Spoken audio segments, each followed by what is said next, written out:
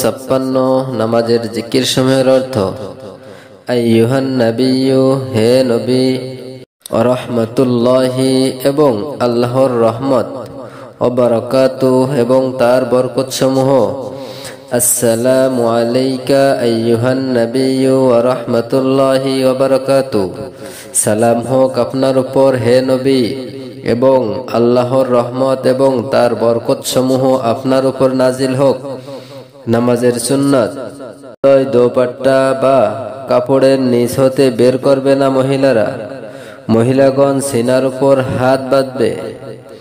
মহিলারা ডান হাতের তালু বাম হাতের পিঠের উপর রাখবে। পুরুষদের মতো কনিষ্ঠ আঙ্গুলি এবং বৃদ্ধা আঙ্গুলি দ্বারা হাতের কবজা গিরা দিয়ে হাত বাঁধবে না। কবিরা গুনাহ, যা তওবা ব্যতীত মাফ হয় না এবং একটি গুনায় দোজখে নিক্ষিপ্ত হওয়ার জন্য যথেষ্ট, কিন্তু আল্লাহ তাআলা যার উপর মেহেরবানি করেন।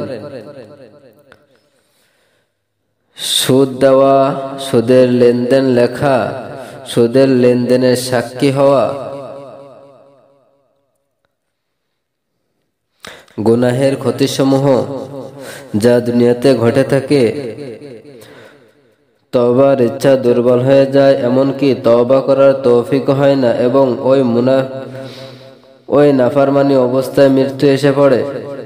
কিছুদিনের মধ্যে গুনাহ যে অন্যায় তার অনুভূতি লোপ পায় এবং এই ব্যক্তি প্রকাশ্য গুনাহ করতে আরম্ভ করে। আল্লাহ তাআলার মাগফিরাত ও ক্ষমা হতে দূর হয়ে যায়। গুনাহের খারাপি ক্রমশ দিল হতে দূর হতে হতে অনেক উপরে পর্যন্ত পৌঁছে যায়। নাউজুবিল্লাহ।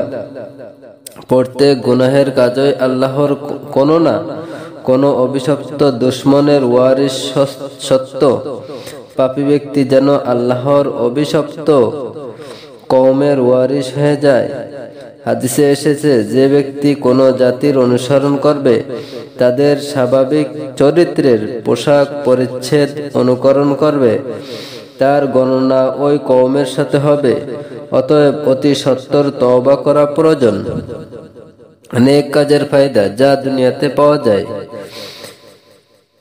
নেককারের আওলাদগণের উপর তার ফায়দা পৌঁছে এবং বালা মুসিবত হতে তারা হেফাজত থাকে। জিন্দেগি গায়েবী ও অদৃশ্যভাবে শুভ সংবাদ জ্ঞাত হওয়া নসিব হয়। ভালো স্বপ্ন দেখতে পাওয়া যায়, যেমন বেহেশতে চলে গেল,